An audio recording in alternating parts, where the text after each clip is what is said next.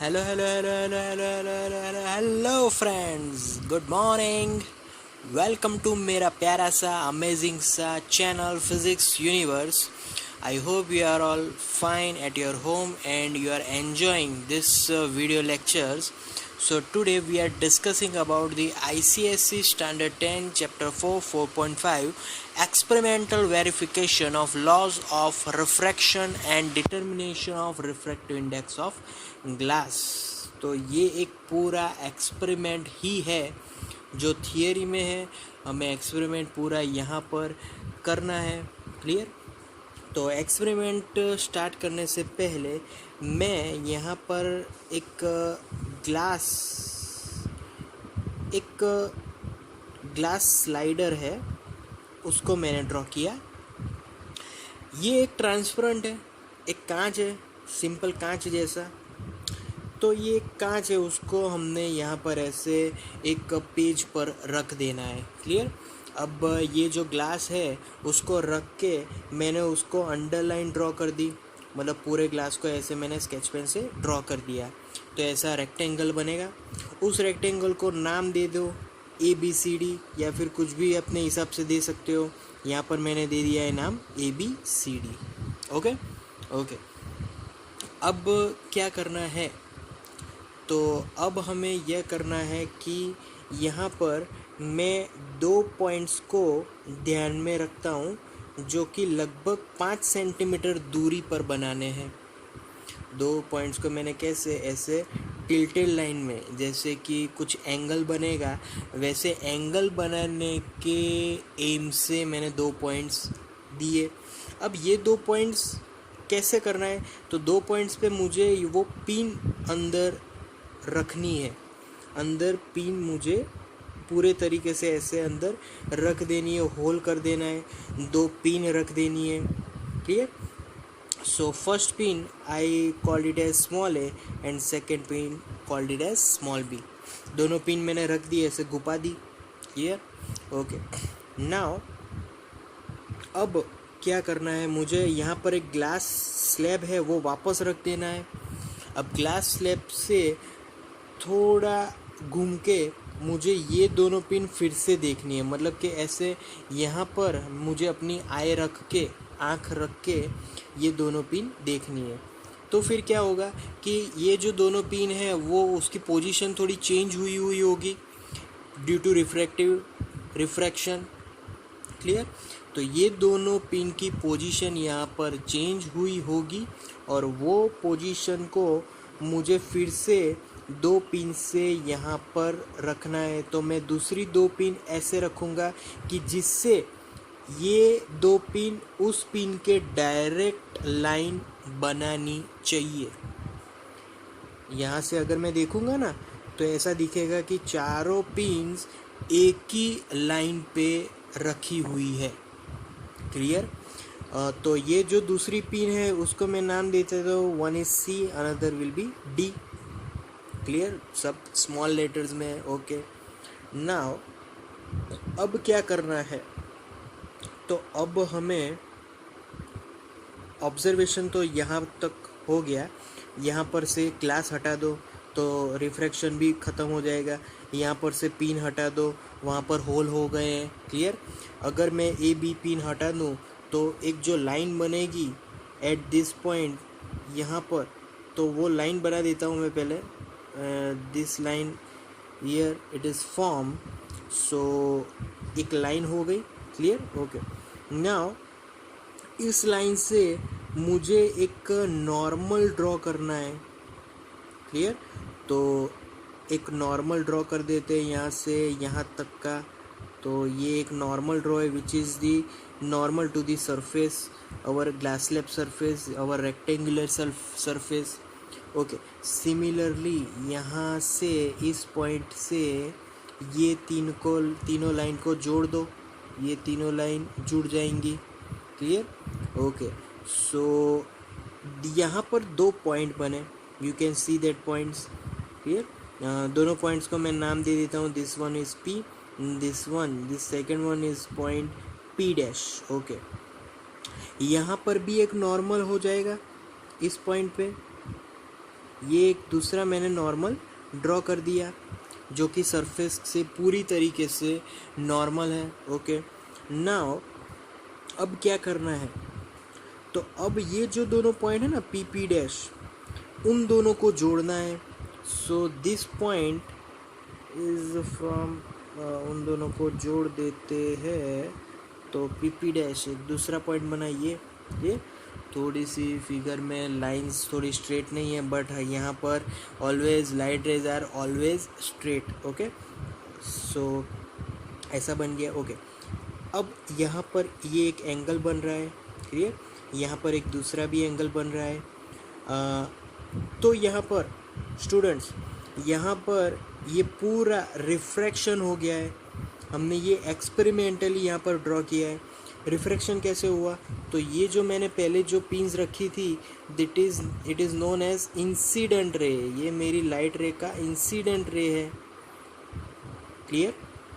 ये मैंने एक नॉर्मल ड्रॉ किया है, नॉर्मल को मैं नाम दे देता हूँ N M, this is my normal. Okay, अब इंसिडेंट रे नॉर्मल के साथ जो भी एंगल बनाएगा that is called my incident angle. Okay, अब इस पॉइंट पर एमिट होने के बाद लाइट रे is tilted toward this glass tube, toward this normal की तरफ ये लाइट रे मुड़ गई। नॉर्मल की तरफ लाइट रे मुड़ गई, that means this medium is rarer than this medium, this is denser medium. Okay, now this is refracted ray making an angle with the normal, that is called refraction angle of refraction, clear. Okay, so again here comes through this p dash से भी एक line जो बाहर निकल रही है, वो एक लाइन है। यहाँ पर मैं पहले लिख लेता हूँ, ये है रिफ्रैक्टेड रे। तो ये तीसरी लाइन जो बाहर निकली उसको क्या कहेंगे, that ray is called emergent ray, yes, जो कि बाहर निकल गई पूरी तरीके से, clear. So that is the whole experiment arrangement of this refraction. अब हमें इस अरेंजमेंट से रिफ्रैक्टिव इंडेक्स कैसे फाइंड करना है वो देख लेते हैं, वो समझ लेते हैं, clear. We know that refractive index formula mu is the ratio of two sine angles, incident angle and refracted angle. So एक रेशियो ही फाइंड करना है। अब इस एंगल को हम लोग एंगल से फाइंड कर देते हैं, क्लियर। ये फाइंड करना तो बहुत इजी है। तो अगर आई और आर फाइंड हो जाएंगे, उनके अगर रेशियो फाइंड करेंगे then we can find mu value. So that is the one method to find refractive index of glass, clear. बहुत ही इजी मेथड था। यहाँ पर ये चीज़ भी हमें याद रखनी है कि ये जो इंसिडेंट रे है it is exactly in the direction of emergent रे। क्योंकि बाहर के ये दोनों जो मीडियम हैं देज आर एयर मीडियम्स, बाहर तो सब कुछ हवा है, तो ये एयर मीडियम है। तो वापस से यहाँ पे जब लाइट रे जाएगी ना तो वापस से रिफ्रैक्शन होगा। तो आप लोग देख सकते हैं कि यहाँ से यहाँ पर रिफ्रैक्शन, तो ये जो इमर्जेंट रे की लाइट रे है वो नॉर्मल से थोड़ा ज़्यादा बेंट हो गई है, नॉर्मल से दूर हो गई है। That means this is rare medium than this medium, clear. So this is the way to find refractive index. Now we are going to find another method to find the refractive index. एक दूसरी method हम लोग समझने वाले हैं, यही figure ध्यान में लेनी है उस मेथड को समझने के लिए, क्लियर। ओके, तो यहाँ पर प्रोटेक्टर से क्या करना है कि एक सर्कल बना देना है। सर्कल में P is the point of my centre of that circle. तो यहाँ से मैं एक सर्कल बना दूँगा, ये मेरा एक सर्कल है और P पॉइंट है centre of that circle, clear. Okay, अब क्या करना है, तो इस पॉइंट से एक नॉर्मल बन जाएगा। This is the normal of our own normal, clear. Okay, so यहाँ पर एक पॉइंट मैं दे दूँ, कौन सा पॉइंट दूंगा, जी पॉइंट दे दो, फिर यहाँ पर मैं एच पॉइंट दे देता हूँ। सिमिलरली यहाँ पर भी एक लाइन बनेगी, तो यहाँ पर आई दे दो, यहाँ पर जे दे दो। Clear, okay. अब इस दूसरी मेथड में मैंने पहले सर्कल बना दिया, फिर पॉइंट्स बना दिए। अब क्या करना है, we know that the our formula mu that is equal to sine I upon sine r. Clear, okay. So इस मेथड में पहले तो साइन आई की बात करो, तो what is sine i, from the formula sine I is equal to, ये हमारा आई है, i opposite my G H upon hypotenuse. Where is hypotenuse, P to B, yes, sorry, P to G. This is my hypotenuse PG. Clear, PG is nothing but radius of my circle, so I can write is as R. Clear, okay. Now I am gonna talk about sine R now. What is sine R? Sine R is equal to opposite, yes, opposite is JI upon hypotenuse is my pi, yes. So this will become ji upon pi is nothing but radius of that circle, so I have to write r. Clear, by putting these formulas into this equation, my equation becomes mu is equal to now gh upon r upon ji upon r.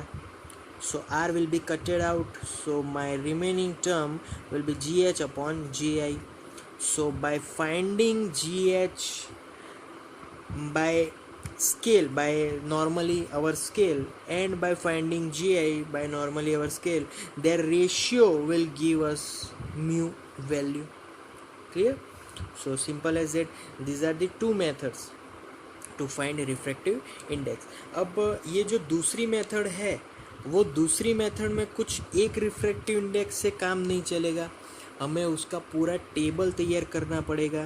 So table to find that refractive index, में यहाँ पर थोड़ा सा छोटा सा table draw करने वाला हूँ, तो बराबर ध्यान से समझना. तो पहले तो मुझे आई फाइंड करना है. व्हाट इज़ आई, तो आई वैल्यूज़ आर फिक्स. 50 से स्टार्ट करो, 50, 60, 70, 80. क्लियर, 4 वैल्यू लो, बहुत अच्छा है.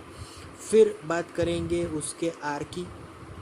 अब आई के अकॉर्डिंग आर, अब आई जो एक फिक्स्ड वैल्यू है, then we get also r value. Okay, similarly sine i. ये सब क्यों फाइंड करना है, क्योंकि हमें रिफ्रैक्टिव इंडेक्स लास्ट में फाइंड करना है. अब साइन आई फाइंड करना है, मतलब क्या, तो mu is equal to, earlier we discuss about it formula. तो साइन आई हमारा क्या बन गया है, sine I is our G H. तो साइन आई फाइंड करो और जी एच फाइंड करो, दोनों कोई भी फाइंड कर सकते हो. सिमिलरली यहाँ पर साइन आर, तो साइन आर में क्या है, जी आई, तो साइन आर और जी आई फाइंड करो. क्लियर, दोनों ऑप्शंस हमारे पास है. Okay, now if we are talking about mu, mu formula is sine I upon sine R और जी एच अपॉन जी आई. अब लास्ट में ये सभी म्यू अगर फाइंड करोगे, तो लास्ट में हमें फाइंड करना है एवरेज म्यू, जिससे कि हमें कंप्लीट उसका जो परफेक्ट वैल्यू है वो हमें मिल जाएगा. Clear, so this is the table how we can find a refractive index of particular glass slab. Clear, so this is the whole method. So that's all for today, guys. Thank you very much to listening my video till the end. That means lot to me. Thank you very much.